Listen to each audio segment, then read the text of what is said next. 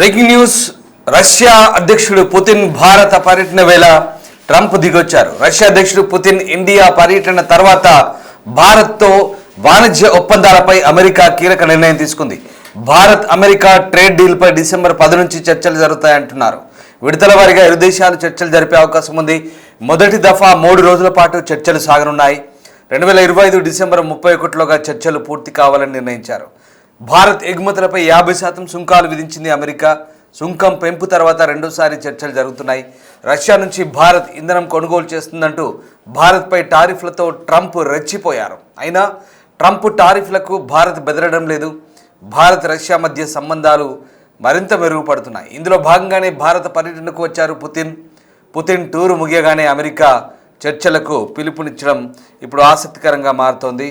మొత్తం మీద Bharat America trade deal చర్చలు మళ్ళీ ప్రారంభం కాబోతున్నాయి. రెండో విడత డిసెంబర్ 10 నుంచి చర్చలు జరిగే అవకాశం ఉంది. ఇరు దేశాల మధ్య ద్వైపాక్షిక వాణిజ్య ఒప్పందాలు సంబంధించినటువంటి చర్చలు డిసెంబర్ 10 నుంచి ప్రారంభం కాబోతున్నట్లుగా సంబంధిత వర్గాలు అంటున్నాయి. 3 రోజులు జరిగే ఈ చర్చల్లో మొదటి విడత ఒప్పందంపై కూడా దృష్టి సారించే అవకాశం ఉంది. ఇక ఢిల్లీలో జరగబోయే ఈ చర్చలకు యుఎస్ తరపున హాజరవుతున్న బృందంలో డిప్యూటీ ట్రేడ్ రిప్రజెంటేటివ్ రిక్ స్విట్జర్ పాల్గొనున్నారు. భారత ఎగుమతులపై అమెరికా 50% సుంకాలు విధించిన సంగతి తెలిసిందే. అయితే ఆ తర్వాత వాణిజ్య ఒప్పందాలపై చర్చలు జరగడం ఇది రెండోసారి.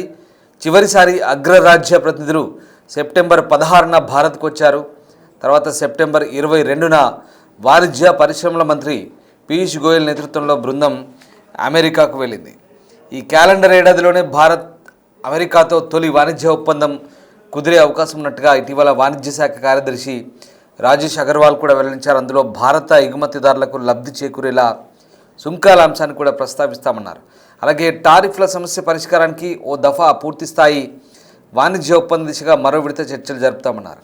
2025 డిసెంబర్ నాటికి వాణిజ్య చర్చలు పూర్తి కావాలని ఇరు దేశాలు నిర్దేశించుకున్నాయి. ఆ దిశగా ఇప్పటివరకు 6 విడతలు సమావేశమయ్యారు. ప్రస్తుతం భారత్ అమెరికా మధ్య ద్వైపాక్షిక వాణిజ్యం విలువ దాదాపు $191 బిలియన్ ఉంది.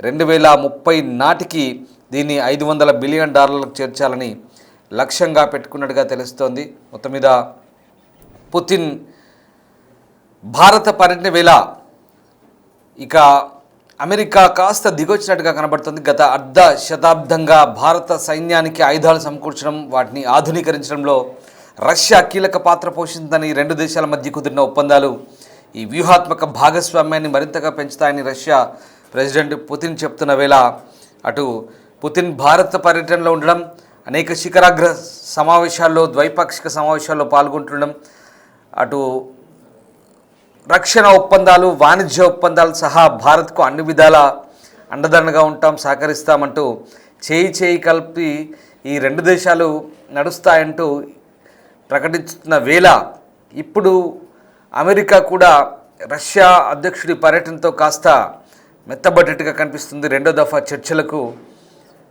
డిసెంబర్ 10 నుంచి పిలుపునిస్తోంది. మొత్తం మీద ఈ చర్చల్లో ఎలాంటి పురోగతి ఉంటుందనేది ఆసక్తికరంగా మారబోతుంది. మొదటి దశ చర్చలకు సంబంధించిన సమీక్ష కూడా ఉంటుందా, ఏం జరగబోతుంది? ఇప్పటికే ఇంధనాన్ని భారత్ రష్యా నుంచి కొనుగోలు చేస్తుందంటూ అక్కస్తో అమెరికా భారీ టారిఫ్లు విధించింది. ప్రపంచంలో ఏ దేశం మీద లేనంత భారీ టారిఫ్లు భారత్పై విధించింది, 50%. దాన్ని భారత్ భరిస్తూ వస్తుంది. కానీ పుతిన్ తన పర్యటన తర్వాత తనకు అపూర్వ స్వాగతం పలికిన భారతీయులకు కృతజ్ఞతలు తెలుపుతూనే అనేక అంశాల్లో ఇరు దేశాల మధ్య అవగాహన ఉందని, ఖచ్చితంగా వాణిజ్యాన్ని కూడా 2030 నాటికి $100 బిలియన్ పెంచుతామంటూ ఆశాభావం వ్యక్తం చేశారు.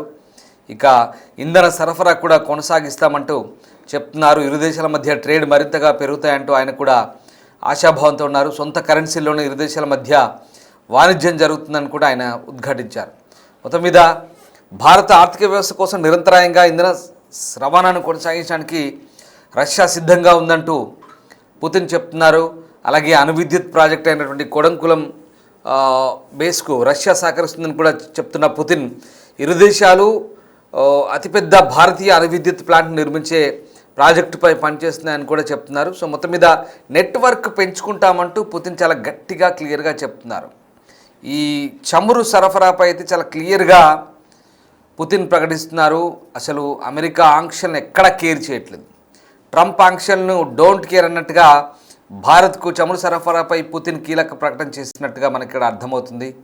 2 రోజుల భారత పర్యటన వచ్చిన పుతిన్ మోదీతో భేటీ తర్వాత జాయింట్ ప్రెస్ కాన్ఫరెన్స్లో అనేక అంశాలైతే వెల్లడించారు.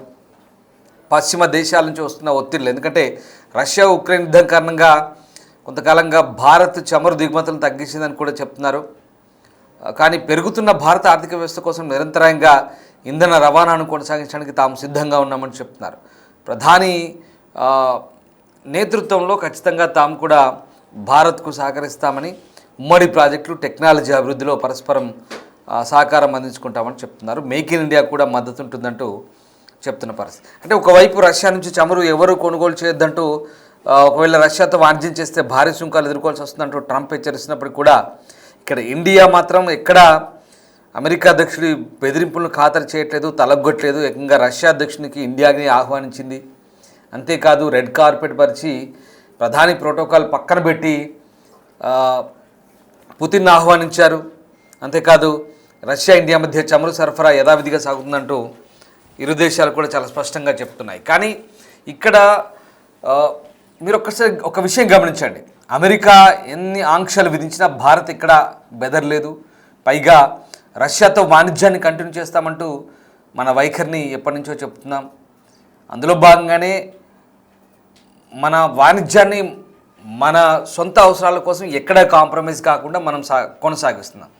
అట్ ద సేమ్ టైం ఇంకా రష్యా భారత్ బంధాలు బలపడుతున్నాయనడానికి నిన్నటి పుతిన్ పర్యటన నిదర్శనం. 2 రోజుల పుతిన్ పర్యటనలో అనేక ద్వైపాక్షిక వాణిజ్య ఇతరత్ర ఒప్పందాలన్నీ కూడా శిఖరాగ్ర సమావేశాలన్నీ కూడా జరిగాయి. చాలా అద్భుతమైన ఆతిథ్యం ఇచ్చింది భారత్ ఇచ్చిన ఆతిథ్యానికి, మోదీ నాయకత్వానికి జేజేలు పరికాలు. పుతిన్ రెడ్ కార్పెట్తో ప్రోటోకాల్ పక్కన పెట్టి స్వయంగా మోదీ వెళ్ళి ఆయన్ను వెల్కమ్ చేయడం. తర్వాత భారత్లో అసలు రష్యన్ మీడియా కూడా భారత్ని సోవియట్ యూనియన్ నుంచి కూడా భారత్ ఎంత నమ్మకమైన మిత్రదేశమో వాళ్ళు వేణోళ్ళు అప్పగొడుతున్నారు. భారత్ కూడా భారత దేశానికి, భారత ఉపఖండానికి రష్యా ఎప్పుడైతే సోవియట్ యూనియన్గా ఉన్న రష్యా మనకు స్వాతంత్రం రావడం అంటే మన స్వాతంత్రం రావడానికి కూడా సహకరించి అప్పటి నుంచి కూడా దశాబ్దాల కాలంగా భారత్కు సహకరిస్తూ ఉంది. ఒక నమ్మకమైన మిత్రదేశంగా ఎప్పుడు వెన్నంటి ఉంటుంది. నిన్నటి పుతిన్ పర్యటనతో ఈ బంధం మరింత బలపడింది. దీంతో అమెరికాకి కాస్త ఆలోచన మొదలైంది మళ్ళీ. ఎందుకంటే ప్రపంచంలో అత్యంత టారిఫ్లు విధిస్తుంది కేవలం భారత్ పైన, అది కూడా 50%. దీనికి భారత్ ఎక్కడా అదరలేదు బెదరలేదు, పైగా భరిస్తూ వస్తుంది. కానీ ఇప్పుడు పరిస్థితులు మారేలా ఉన్నాయి. పుతిన్ చాలా కుండబద్దలు కొట్టినట్టుగా చెప్పాడు. భారత్కు any time at any cost మేము అండదండగా ఉంటామని చెప్పాడు. చమురు సరఫరా చేస్తాము, అన్ని విధాల టెక్నాలజీ, తర్వాత సెక్యూరిటీ పరంగా, శాస్త్ర సాంకేతిక రంగాల్లో మొదటి నుంచి కూడా భారత్ సంబంధించినటువంటి వ్యోమగామి ఆ రోజు చంద్రమండలం మీద అడుగుపెట్టడానికి కూడా కారణం రష్యానే. రష్యా బైకనూరు నుంచే ఆ రోజు మన వ్యోమగామి చంద్రమండలం మీద అడుగుపెట్టారు రాకేష్ శర్మ. అలాగే మన స్వాతంత్ర ఉద్యమం అప్పుడు కూడా సోవియట్ యూనియన్ మనకు సహకరించింది. మనం బ్రిటిష్ నుంచి విడిపోవడానికి వాళ్ళు కూడా ఒత్తిడి పెంచారు, వాళ్ళు కూడా సహకరించారు. చాలా ఉన్నాయి కారణాలు. సాంస్కృతిక వారసత్వ బంధం ఉంది భారత్ రష్యా మీద. మన బాలీవుడ్ ఇండస్ట్రీ కూడా ఒకప్పుడు రష్యాలో చాలా ఎంతలా ఆదరించారంటే మన బాలీవుడ్ హీరోల్ని కూడా అక్కడ ఆరాధించేవాళ్ళు. మన భాషను, మన సంస్కృతిని గౌరవిస్తారు, మన తిండిని గౌరవిస్తారు, మన కట్టుబొట్లను గౌరవిస్తారు. మనం కూడా అంతే వాళ్ళని ఒక భాయి అనే నేతృత్వంతో మనం కూడా చూస్తుంటాం. భారత్ రష్యా అనేది ఆ బంధం అలాంటిది. ఇప్పటిది కాదు, ఇది దశాబ్దాల కింద బంధం. ఇది ప్రధానులు మారుతున్నా, అధ్యక్షులు మారుతున్నా, కానీ ఇరు దేశాల మధ్య సంబంధాలు అయితే అలాగే కొనసాగుతున్నాయి. ఇప్పుడు కొనసాగబోతాయని కూడా మళ్ళీ పునరుద్ఘాటించారు ఇరు దేశాల నేతలు. సరే, ఇది భారత్ రష్యా మధ్య ఉన్నటువంటి సంబంధాల విషయంలో ప్రత్యేకంగా చెప్పాల్సిన అవసరం లేదు. భారత్ రష్యా కావచ్చు, భారత్ ఇజ్రాయెల్ కావచ్చు, ఈ సంబంధాలు ఎప్పటికీ ఉంటాయి.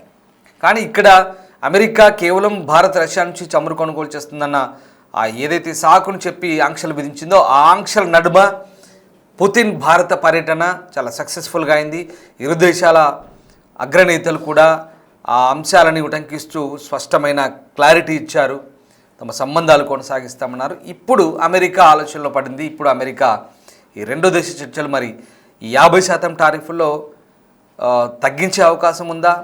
ఫస్ట్ విడతలో ఎలాంటి సూచనలు, సలహాలు, ఎలాంటి చర్చలు జరిగాయి? మన దగ్గర నుంచి పీయూష్ గోయల్ కూడా వాషింగ్టన్ వెళ్ళి అక్కడ చర్చలు జరిపారు.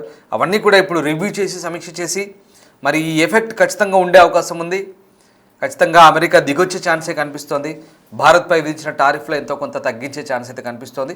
రేపు 10వ తారీఖు నుంచి మొదలయ్యే ఈ సమావేశాల్లో ఎలాంటి పురోగతి ఉంటుందనేది మాత్రం వేచి చూడాల్సింది. ఖచ్చితంగా భారత్కు మేలు జరిగే అంశాలే ఇక్కడ మనకు కనబడే ఛాన్స్ కనిపిస్తోంది.